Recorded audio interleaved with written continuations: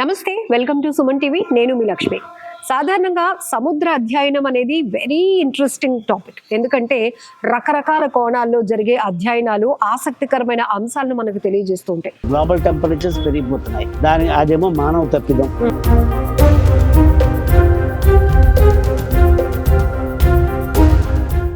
ఎప్పటికప్పుడు శాస్త్రవేత్తలు చేస్తున్నటువంటి ప్రయోగాలు కావచ్చు, అన్వేషణలు కూడా మనల్ని అలర్ట్ చేయడంతో పాటు మనకు తెలియలేని ఎంతో గొప్ప సబ్జెక్ట్ని అందిస్తూ ఉంటాయి. అయితే సముద్ర అధ్యయనాలు ఏ కోణాల్లో జరుగుతూ ఉంటాయి. ఈ మధ్య మనం చూస్తూ ఉన్నాం, బీచ్ సిటీస్కి అంటే సాగర తీరాలు ఉన్నటువంటి నగరాలకి ఎప్పటికైనా ప్రమాదం తప్పదు అనేటటువంటి పెద్ద పెద్ద చర్చలు కూడా నడుస్తూ ఉంటాయి. అలానే ఎప్పటికప్పుడు గ్లోబల్ వార్మింగ్ పై జరుగుతున్నటువంటి డిస్కషన్స్ కూడా చూడొచ్చు. తీర ప్రాంతాలు బాగా ముందుకు వస్తున్నప్పుడు ఖచ్చితంగా ఈ నగరానికి ఏదైనా డ్యామేజ్ జరగబోతోందా, ఏదైనా ముప్పు వాటిల్లబోతోందా అనేటటువంటి ప్రశ్నలు కూడా తలెత్తుతుంటాయి. మరికొన్ని సందర్భాల్లో విశాఖ లాంటి తీర ప్రాంతాలు చూస్తే ఒక్కొక్కసారి బీచ్ రంగు మారుతూ ఉండటం, తీర ప్రాంతాల దగ్గర నలుపు రంగు కనిపిస్తూ ఉండటం, అలానే తీరానికి ముందుకి చొచ్చుకొస్తున్నటువంటి సాగర తీరాలను చూస్తున్నప్పుడు ఏదో జరిగిపోబోతోంది అనేటటువంటి ఒక ఆందోళన, భయం మనలో వెంటాడుతూ ఉంటుంది. దీనిపైన డీటెయిల్గా తెలుసుకుందాం. మనతో పాటు కేఎస్ఆర్ మూర్తి గారు ఉన్నారు, రిటైర్డ్ సైంటిస్ట్ ఆఫ్ NIO. నమస్తే సార్. సో జనరల్లీ ఓషన్ సంబంధించినటువంటి అధ్యయనాలు ఏ అంశాలపై జరుగుతుంటాయి సార్? ఈ సముద్ర శాస్త్రం ఏంటంటమ్మా, చాలా చాలా శాఖలు ఉన్నాయి. దీంట్లో చాలా మల్టీ డిసిప్లినరీ సబ్జెక్ట్. దీంట్లో లేని సబ్జెక్ట్ లేదు. అది సముద్ర అధ్యయన శాస్త్రం అనేది అంత కాంప్లెక్స్, అంత కాంప్లికేటెడ్. ఫర్ ఎగ్జాంపుల్, సముద్రోధ్యయనంలో ఫిజికల్ ఓషనోగ్రఫీ అంటారు, కెమికల్ ఓషనోగ్రఫీ అంటారు, బయలాజికల్ ఓషనోగ్రఫీ అంటారు, జియోలాజికల్ ఓషనోగ్రఫీ అంటారు, తర్వాత మెరైన్ ఆర్కియాలజీ అంటారు. ఇలా రకరకాల వింగ్స్ ఉన్నాయి. ఫర్ ఎగ్జాంపుల్, ఫిజికల్ ఓషనోగ్రఫీ అంటే సముద్రంలో వచ్చే తుఫాన్లు, వాయుగుండాలు, సునామీలు, ఇవన్నీ స్టడీ. వాతావరణం ఎలా మారుతుంది, గ్లోబల్ వార్మింగ్, సముద్రం మూలన గ్లోబల్ వార్మింగ్కి రిలేషన్ ఏంటి, ఇవన్నీ చూస్తారు. బయలాజికల్ ఓషనోగ్రఫీ సైంటిస్ట్ ఏం చేస్తాడు, సముద్రంలో ఉన్న జీవరాశులు చాలా చిన్న చిన్న మైక్రో స్టేజ్ నుంచి కెమింగ్లాల్ స్టేజ్ వరకు వాళ్ళ జీవన వైవిధ్యాలు ఏమిటి, ఇవన్నీ అవి స్టడీ చేస్తారు. మెరైన్ ఆల్గే ఉంటాయి, సముద్రంలో బయో యాక్టివ్ సబ్స్టెన్సెస్ అవన్నీ ఉంటాయి. వాటన్నింటి గురించి చదివేవాడు బయాలజీ చేస్తాడు. కెమిస్ట్రీ అతను ఏం చేస్తాడు, వాటర్ ఎలా ఉంది, water characteristics, water pollution with depth, అవుది కెమికల్ క్యారెక్టరిస్టిక్స్ ఆర్ చేంజింగ్, ఇవన్నీ చేస్తారు. జియాలజీ జూఫీస్ వాళ్ళు ఏం చేస్తారు, సముద్రం కింద వాటర్ కింద నేల ఉంటుంది మన భూమిలాగే, దాని లోపల విపరీతమైన ఖనిజాలు, తర్వాత ఆయిల్, మ్యాంగనీస్ నాడ్యూల్స్ సర్ఫేస్ మీద, ఇలా రకరకాల మినరల్స్ ఉన్నాయి. వాటిని ఎక్స్ప్లోర్ చేయడం అలాగా, వాటిని పరిశోధించడం అలాగా, పైకి తీయడం అలాగా. మనకి చాలా మటుకు గ్యాస్ ఫీల్డ్స్ అన్ని ఇక్కడ మన సముద్రంలో ఉన్నాయి. ఆ సబ్జెక్టు మళ్ళీ వేరు. మెరైన్ ఆర్కియాలజీ అంటే ఒక టైం తోటి కొన్ని చరిత్రాత్మక నగరాలన్నీ ఇక్కడ, ద్వారకా అవ్వచ్చు, ఇంకోటి అవ్వచ్చు, ఇంట్రెస్టింగ్, సముద్రంలో ఇప్పుడు ఒకప్పుడు పైనుండి సముద్రంలోకి వెళ్ళిపోయి, ఇప్పుడు వాటిని మళ్ళీ స్టడీ చేయడం, under water archaeology, photography, videography తోటి ఆ చరిత్రను బయటికి తీయడం. అంచేది ఏంటంటే సముద్ర అధ్యయనం చాలా interesting and at the same time very complex subject. పైగా ఒక సబ్జెక్టు ఇంకో సబ్జెక్టు ఇంటర్ రిలేటెడ్. బయాలజీ కూడా ఒక బయాలజీ తెలుసుకుంటే చాలంటే కుదరదు. బయాలజీకి జియాలజీకి రిలేషన్ ఉంటుంది, ఫిజికల్ ఓషనోగ్రఫీకి జియాలజీకి రిలేషన్ ఉంటుంది, కెమిస్ట్రీకి ఫిజిక్స్కి రిలేషన్ ఉంటుంది. అంచేత ఒక సబ్జెక్టులో మనం మొదలెట్టిన కొన్నాళ్ళకి అన్ని సబ్జెక్టులు తెలిస్తే తప్పితే మనం గెట్టన్నాం. సార్, సముద్ర వాతావరణ పరిస్థితుల వరకు ఈ తుఫాన్లు, వీటి లింకప్స్ చూస్తే కనుక తీర ప్రాంతాలు ఒక్కొక్కసారి రంగులు మారుతూ ఉండటం, అలానే ముందుకు వస్తూ ఉండటం, ఇట్లాంటివి చూసినప్పుడు ఖచ్చితంగా బీచ్ సిటీస్కి ప్రమాదాలు ఎప్పటికైనా తప్పవు, మునిగిపోయే అవకాశాలు ఉంటాయి అనేటటువంటి వాదనలు కూడా మనం చూస్తూ ఉన్నాం.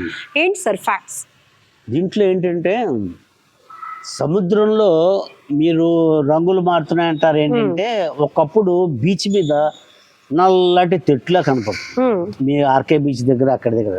దానికి మనం కంగారు పడక్కలేదు, దానికి రెండు రకాలుగా ఉంటుంది. సముద్రంలో ప్లాజర్ డిపాజిట్స్ అని ఉంటాయి, రేడియో యాక్టివ్ సబ్స్టెన్సెస్, ఇలిమినేట్, మోనోజేట్, అవన్నీ ఉన్నాయి.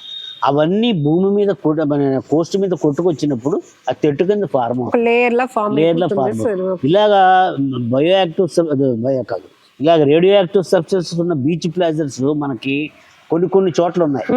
ఈస్ట్ కోస్ట్లో కొన్ని చోట్ల, వెస్ట్ కోస్ట్లో రత్నగిరి ఆ ప్రాంతంలో, తర్వాత ఏమో తమిళనాడు దగ్గర మానవ కుర్చీ అని ఒక చోట, మన వైజాగ్లో భీమిలి ఆ ప్రాంతం దగ్గర, గోపాల్పూర్ ఆ ప్రాంతంలో ఇవి ఉండడం వలన ఏంటి, లో టైడ్ హై టైడ్ టైంలో ఇవి సముద్రం మీద కొట్టుకొస్తాయి తప్పితే వాటి మూలన కాకపోతే కాలుష్యం మూలన గల బీచ్ నల్లబడ్డం అంటే జరగచ్చు. ఇప్పుడు సముద్రంలో ఎవరన్నా కనుక ఆయిల్ అవి వదిలేసాడు అనుకో, చాలా గార్బేజ్ ఏదో తుక్కు అంతా వదిలేస్తే అది సముద్రం మీద కొట్టుకొచ్చినప్పుడు కూడా సముద్రం రంగు అవన్నీ మారుతుంది.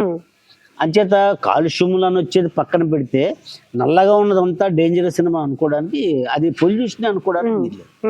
రెండోది మీరు కలర్స్ మారుతున్నాయి అన్నారు కదా, కలర్స్ మారడం ఏంటంటే యాక్చువల్గా అది కలర్ మారడం కాదు. సముద్రానికి దగ్గరలో కోస్తా తీరంలో నీటి మీద సముద్రంలో ఫైటోప్లాంక్టన్ ఒక రకమైన సబ్స్టెన్సెస్ ఉంటాయి. ఫైటోప్లాంక్టన్ చాలా యూస్ఫుల్ బయలాజికల్ స్పీసీస్.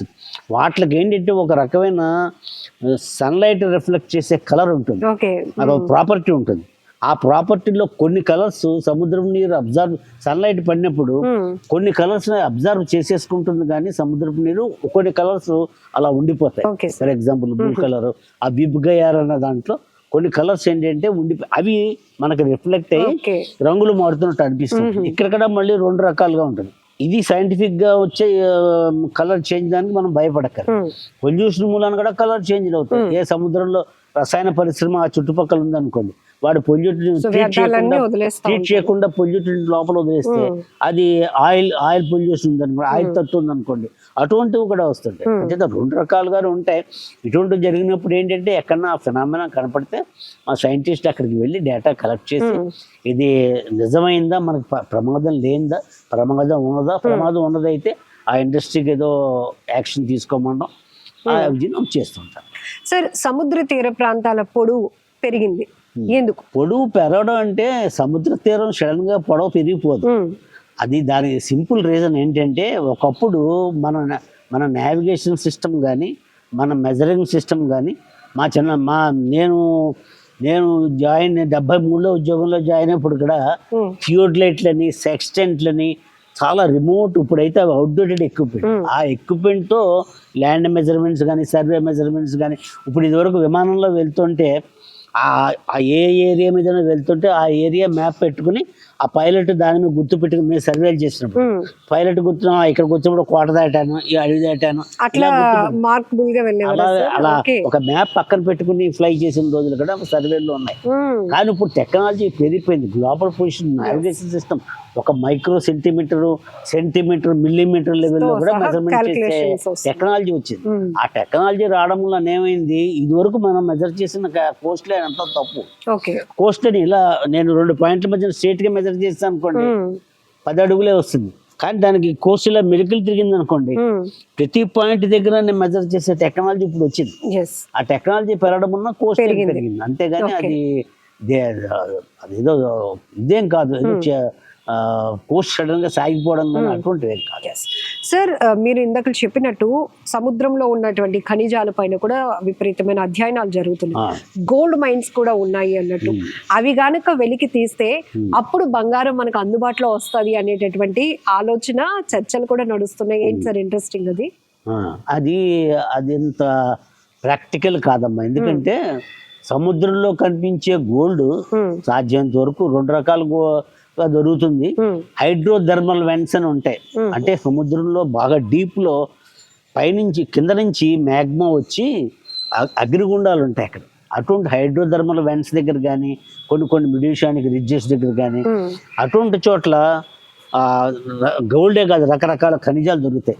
1981లో నేను ఇండియాలోనే ఫస్ట్ టైము మేము సెంట్రల్ ఇండియన్ ఓషన్లో ఇండియాకి మారిషస్కి మధ్యన ఒక మిడియోషియానిక్ రిడ్జ్ పక్కన మ్యాంగనీస్ నాడ్యూల్స్ని నిన్న 26th రిపబ్లిక్ డే, అప్పుడు కూడా 1981 రిపబ్లిక్ డే రోజుని ఆ మ్యాంగనీస్ నాడ్యూల్ని పైకి తీసాం. అవి సర్ఫేస్ మీద ఉంటాయి, బంగాళదుంప సైజులో ఉంటాయి. కానీ సముద్రంలో ఇంకో రకం కూడా బంగారం చేరుతుంది. ఏమిటంటే కోస్టల్ ఏరియాలు అన్నీ కూడా సముద్రాలు అలా తాకిడి జరుగుతుంటే ఆ కోస్టల్ ఏరియాలో ఉన్న కొండలు గండలు ఇవి అవన్నీ సముద్రాల్లోని నదుల నుంచి వచ్చే సముద్రాల నుంచి వచ్చే చోట కూడా ఏంటంటే మనకి ల్యాండ్ మీద ఏవైతే రిసోర్స్ ఇందాక మీకు చెప్పిన ఒక ప్లాజర్ డిపాజిట్స్ అని బ్లాక్ శాండ్స్ అవి కూడా నేల మించి సముద్రంలోకి వెళ్ళి మళ్ళీ బీచ్ మీకు వచ్చినవే. ఓకే. అంచేది ఈ గోల్డ్ ఏంటంటే మైక్రో సైజులో ఉన్న పార్టికల్స్ ఉంటాయి అవి అలాగా చాలా చిన్న సైజులోకి వెళ్ళిపోయి ల్యాండ్ మించి సముద్రంలోకి చేరతాయి. కానీ వాటిని వెలికి తీయడం టెక్నాలజీ కానీ కాస్ట్ కానీ అది దానికన్నా చాలా ఎక్స్పెన్సివ్. అంటే అది మన చేతిలో సాధ్యమైనంత ఇది కాదు. దొరకడం అయితే మైక్రో సైజులో గోల్డ్ ల్యాండ్ నుంచి వచ్చే గోల్డ్ అక్కడ సముద్రంలో ఇసుకల్లోనూ ఉండొచ్చు కానీ బట్ సముద్రంలో ఏంటంటే ఆయిల్ కానీ ఆ తర్వాత ఆయిల్ న్యాచురల్ గ్యాస్ ఈ మ్యాంగనీస్ నాడ్యూల్స్ ఇంకా కొన్ని బయో యాక్టివ్ సబ్స్టిట్యూట్స్ వీటిలన్నిటికీ ఎక్స్ప్లోరేషన్ టెక్నాలజీ వచ్చింది. కానీ ఆ గోల్డ్ని ఎక్స్ట్రాక్ట్ చేసేంత అంటే లాభదాయకంగా ఎక్స్ట్రాక్ట్ చేసేంత టెక్నాలజీ కాదు. ఎస్ సార్, బీచ్ నగరాలకి ఎప్పటికైనా ప్రమాదం పొంచి ఉంది అనేటటువంటి అధ్యయనాల్లో పర్టికులర్గా అవి ఏమైనా చెప్తున్నాయా సార్, లేకపోతే ఇవన్నీ చర్చల వరకే మనం మాట్లాడుకోవాల్సిన అంశాలు అంటారు? Coastal areas sea level rise వలన ఎఫెక్ట్ అవడం అది బియాండ్ డౌట్, ఇది డెఫినెట్లీ ఫ్యాక్టర్. ఎందుకంటే ఇందాక గ్లోబల్ వార్మింగ్ గురించి చెప్పుకున్నాం మనం. సీ లెవెల్స్ గ్లోబల్ టెంపరేచర్స్ పెరిగిపోతున్నాయి. అదేమో మానవ తప్పిదం. మన మూలానే మన టెక్నాలజీ పెరిగి ఇండస్ట్రియలైజేషన్ పెరిగి అర్బనైజేషన్ పెరిగి చెట్లు కొట్టేసి పొల్యూషన్ పెంచేసి వీటిలన్నీ పెంచడం వలన టెంపరేచర్స్ రైజ్ అయిపోయి గ్రీన్ హౌస్ గ్యాసెస్ ఒక కార్పెట్ కింద భూమి చుట్టూ పడిపోదు, ఒక కార్పెట్ కింద ఫార్మ్ అయిపోయింది. అంచేత భూమి యొక్క టెంపరేచర్ బయటికి వెళ్ళటం లేదు, గ్లోబల్ వార్మింగ్ అయిపోతుంది. దాని మూలన ఏమిటవుతుంది, సీ సర్ఫేస్ టెంపరేచర్స్ రైజ్ అవుతున్నాయి, సీ లెవెల్ రైజ్ అవుతుంది. ఈ సీ లెవెల్ రైజ్ చేసిన ఫ్యూ సెంటీమీటర్స్ పర్ డికెట్ చొప్పున రైజ్ అవుతుంది. దాని మూలన ఏమిటవుతుంది, మనకి కోస్తా తీరంలో ఉన్న సిటీస్కి మనం కనుక తగినట్టు జాగ్రత్తలు తీసుకోకపోతే అవి మునిగిపోయే ప్రమాదం తప్పకుండా. ఇప్పటికే ఒక 20-30 ఇయర్స్లో వరల్డ్లో కొన్ని నగరాలు ఐడెంటిఫై చేశారు వాటికి థ్రెట్ బాగా ఉందని. దానికి నివారణ చర్యలు కనుక తీసుకోకపోతే ఈ గ్లోబల్ వార్మింగ్ వలన సిటీస్ ఎఫెక్ట్ అవడం అనేది కరెక్ట్. దానికి నివారణ చర్యలు ఏం చేయాలి, కోస్టల్ రెగ్యులేషన్ జోన్ సిఆర్జెడ్ అని ఒకటి ఉంది, దాన్ని కనుక ఖచ్చితంగా ఫాలో అవ్వాలి. మన ఇండియా కూడా కోస్టల్ రెగ్యులేషన్ జోన్ ఉంది, ఒక 1991లో ఎస్టాబ్లిష్ చేశారు. సముద్ర తీరం దగ్గర నుంచి ఒక 500 మీటర్ల వరకు హై టైడ్ లైన్ వరకు కూడా ఏంటంటే ఏ రకమైన నిర్మాణాలు చేపట్టకూడదు, ఏ రకమైన డిస్ట్రక్షన్ చేయకూడదు. అది కాకుండా కొన్ని చాలా సెన్సిటివ్ ఏరియాస్ ఉంటాయి, అండమాన్ నికోబార్ దగ్గర కానీ తమిళనాడు దగ్గర కానీ తమిళనాడుకి శ్రీలంక మధ్యన కానీ కోరల్ రీఫ్స్ అవన్నీ ఏరియాలు, ఆ ఏరియాలో అయితే సిఆర్జెడ్-1 అక్కడ ఏ డెవలప్మెంట్ తీసుకోవడానికి వీలు. మన పట్టణ తీరాల్లో ఒక రకం రూల్స్, గ్రామ తీర ప్రాంతాల్లో ఒక సిఆర్జెడ్, ఇలా సెన్సిటివ్ ఏరియాస్లో ఒక సిఆర్జెడ్, ఇవన్నీ డిఫైన్ చేశారు. దాన్ని కనుక మనం ఫాలో అవుతే ఏంటంటే మరీ సైక్లోన్లు కానీ సునామీలు కానీ గ్లోబల్ వార్మింగ్ వల్ల సీ లెవెల్ రైజ్ కానీ వచ్చిన ఎఫెక్ట్ కొద్దిగా తక్కువ ఉంటుంది. అదేం లేకుండా మన సముద్రం అదే నది ఒడ్డునే సముద్రం ఒడ్డునే 5 స్టార్ హోటల్ కట్టేస్తాను, బీచ్ రిసార్ట్లు పెట్టేస్తాను, ఎంటర్టైన్మెంట్ అన్నీ పెట్టేస్తాను అంటే ఏదైనా ఉపద్రవం వచ్చినప్పుడు మళ్ళీ మొత్తం అంతా పెట్టుబడి. Sir, as per your knowledge మన వైజాగ్ బీచ్ తీసుకుంటే ఒకప్పుడు చాలా వెనక్కి ఉండేటటువంటి బీచ్ ఇప్పుడు అలా అలా అలా తీర ప్రాంతానికి వస్తుంది. ఇప్పుడు మనుషులు కూర్చునేటటువంటి ఏదైతే ఆ క్యారిడర్ వాల్ ఉందో అక్కడ వరకు వచ్చిన పరిస్థితులు కూడా. ఈ మార్పుని ఎలా గమనిస్తున్నారు? అంటే global warming, sea level rise ఇది ఇంటర్నేషనల్ ఫినామినా. ఫర్ ఎగ్జాంపుల్ ఏంటంటే సముద్రాలు అన్ని కనెక్టెడ్. మన సముద్రం ఒక్కటి వేరేగా ఉంది, ఇంకో సముద్రం వేరేగా కాదు. హిందూ మహాసముద్రం అయినా, పసిఫిక్ సముద్రం అయినా, అట్లాంటిక్ సముద్రం అయినా, మళ్ళీ మన అరేబియన్ సీ అయినా, ఆ తర్వాత బే ఆఫ్ బెంగాల్, మన బే ఆఫ్ బెంగాల్, ఇవన్నీ ఇక్కడ ఇంటర్ కనెక్టెడ్. సో గ్లోబల్గా సీ లెవెల్ రైజ్కి ఒక రకమైన ప్యాటర్న్ ఉంది. దాని వలన కొన్ని సిటీస్ ఎలా ఎఫెక్ట్ అవుతున్నాయని క్యాలిక్యులేట్ చేశారు. లోకల్గా వచ్చేటప్పటికి ఏంటంటే సీ లెవెల్ రైజ్ చాలా ఫ్యాక్టర్స్ ఉంటాయి. ఆ ఏరియా టోపోగ్రఫీ, ఫర్ ఎగ్జాంపుల్ యారాడకొండ ఉంది. యారాడకొండ మూలన ఏమిటవుతుంది, యారాడకొండకి దక్షిణం వైపునేమో ఇసుక మేట వేస్తుంది, ఉత్తరం వైపు రామకృష్ణ మిషన్ బీచ్ ఇవన్నీ ఏరియాలు ఏంటంటే సరైన సెడిమెంట్ ట్రాన్స్పోర్ట్ అది లేకపోవడం వలన అక్కడ అలలు గట్టిగా తీవ్రంగా కోసి ఆ ఏరియా ఎప్పుడు కూడా కోత ఎక్కువ. దానికి రకరకాల రెమెడియల్ మెజర్స్ తీసుకుంటున్నారు. ఇప్పుడు ఇందాక మీకు చెప్పాను సీవాలు కడుతున్నారు ఒకటేను. తర్వాత ఎక్కడైతే బీచ్ నరిష్మెంట్ అని ఎక్కడైతే మనకి సరైన కోత ఎక్కువ ఉందంటే అక్కడ ఇంకో చోట నుంచి ఇసుక తీసుకొచ్చి డ్రెడ్జెస్ ద్వారా అలాగ దాన్ని రీప్లేస్ చేస్తుంది, దాన్ని నరిష్మెంట్ చేస్తున్నారు. ఇటువంటి చర్యలు కొన్ని ట్రైపాడ్లు కడుతున్నారు. అంటే బీచ్ దగ్గరలో సీవాళ్ళ కింద కట్టి కొంతవరకు ఈ అలల యొక్క ఉధృతిని తగ్గించడం. అంటే లోకల్ ఏరియాల్లో ఉండే సీ లెవెల్ రైజ్ వేరేగా ఉంటుంది, ఓవరాల్గా ఇంటర్నేషనల్గా global sea level rise rate వేరేగా ఉంటుంది. దానికి తగ్గట్టుగా ఆ కోస్టల్ జోన్ మేనేజ్మెంట్ అథారిటీస్ ఉంటాయి, వాళ్ళు తగిన చర్యలు తీసుకుంటున్నారు. బట్ మనం ఏంటంటే కోస్తా తీరాల్లో అటవీ సంపద పెంచడం, సముద్ర తీరంలోకి పొల్యూషన్ తగ్గించడం, వ్యర్థాలను వదిలేయకుండా చేయడం, ఇవన్నీ చేస్తే తప్పితే సీ లెవెల్ రైజ్ మాత్రం లోకల్గాను ఎక్కువగా ఉంటుంది, ఓవరాల్గా గ్లోబల్గా ఇక్కడ ఇందాక చెప్పినట్టు చాలా కారణాల వలన సీ లెవెల్ రైజ్. సార్ ఒక చిన్న డౌట్ ఉంది సార్, జనరల్లీ సముద్రంలో వచ్చేటటువంటి ఈ మత్స్య సంపద చూస్తే చాలా మటుకు కమర్షియల్ ఆస్పెక్ట్లో చూడొచ్చు, హెల్త్ బెనిఫిట్లో చూస్తే కనుక అన్ని రకాలు తినడానికి పనికిరావు. కానీ ఇప్పుడు కొత్త రకాలు వెరైటీ వస్తున్నాయి, అవి చాలా కాస్ట్ కూడా ఎక్కువ ఉంటుంది. అట్లాంటివన్నీ కొత్త ఎక్స్పెరిమెంట్లనే చెప్పాలి, అట్లాంటివి తినొచ్చు అంటారా? అవన్నీ కూడా తినొచ్చండి, కానీ ఏంటంటే నేను నాకు తెలిసిన సమాచారం ప్రకారం ఏంటంటే మొత్తం అట్లాంటిక్ సముద్రం కానీ పసిఫిక్ సముద్రం కానీ అమెరికన్ కోస్ట్లో కానీ కొన్ని చోట్ల ఏంటంటే చాలా very very expensive very costly fish ఉన్నాయి. చూనా ఫిష్ అనొచ్చు, ఇంకా రకరకాల వాటికి సైంటిఫిక్ నేమ్స్ ఉన్నాయి. కానీ ఏంటంటే వీటిని మనం తినకూడదని తినడానికి ఏ ఫిష్ అయినా బాగానే ఉండొచ్చు, అది వేరే విషయం.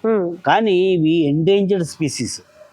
మీరు ఏంటంటే వాటి సంఖ్య మిగతా ఫిష్తో కంపేర్ చేస్తే కనుక ఆల్రెడీ అవి కంప్లీట్గా క్షీణించిపోయాయి. ఆ సంపదే మనకు తక్కువ, తిమింగలాల సంపద కూడా తక్కువ అయిపోయింది, అన్ని తక్కువైపోయాయి. ఆ తక్కువైపోయిన స్పీసీస్ని ఇంకా మనం నాశనం చేయడం కన్నా వాటిని ఎండేంజర్డ్ స్పీసీస్ అని అంటారు. అంటే వాటిని ముట్టుకోకూడదు, వాటిని అలా సముద్రంలో బతకని వాళ్ళు ఇంకా కొన్ని ఫిష్, జూనా ఫిష్ లాంటివి కమర్షియల్గా ఎక్స్ప్లోయిట్ చేస్తున్నారు. కానీ మామూలు ఫిష్తో కంపేర్ చేస్తే మీరన్న ఈ ఎక్స్పెన్సివ్ ఫిష్ అంటే ఏంటంటే ఎక్స్పెన్సివ్ ఎందుకంటే చాలా రేర్ అక్కరెన్స్, వాటిని మనం కాపాడుకోవాలి. ఇప్పుడు ఈ రోజుల్లో కుందేలు కనపడమంటే కనపడుతుందా, కొన్ని జీవరాశులు మనకి చిలకలు కనపడమంటే సిటీలో చిలకలు కనపడతాయి, వాటిని మనం అంతరించేస్తే అలాగే పోతాయి. ఇచుకలు కనపడమంటే కనపడటం లేదు, అలా అయిపోయింది. అంచేత కొన్ని ఎండేంజర్డ్ స్పీసీస్ని మనం తినకూడదు అనడం కన్నా వాటిని అలాగా ఆ సముద్రాల్లో క్షేమంగా బతకనివ్వడం మనం దానికి చర్యలు తీసుకోవాలి. Thank you sir, very valuable information. నమస్తే.